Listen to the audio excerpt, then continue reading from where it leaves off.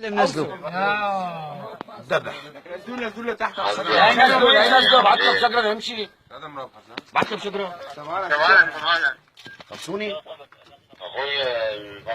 ايش امنيتك؟ قواس؟ كم واحد كنتوا ولاد؟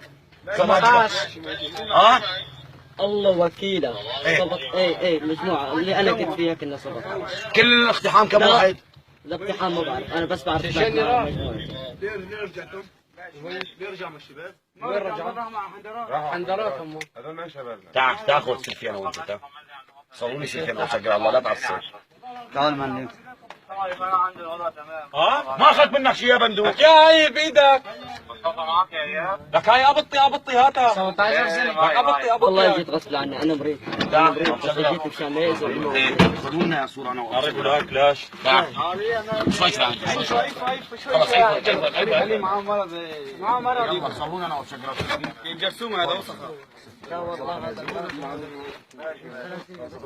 سيلفي والاسير من خلفي واحلى بشجره تكبير الله اكبر تكبير الله اكبر تعال قرب هيك بشجره ايش امنيتك؟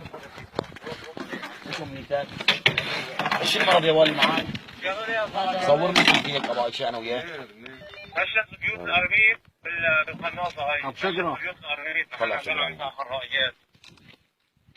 ماشي يا صاحبي ماشي وياخذ معي تكبير تكبير تكبير اسمع شو امنيته ماشي يا صاحبي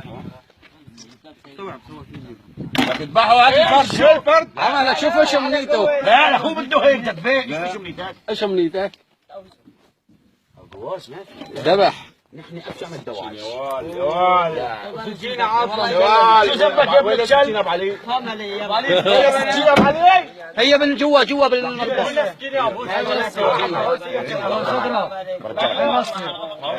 هاي مثل هي عربة هيك كيف قبك عشان ذبح مين هو؟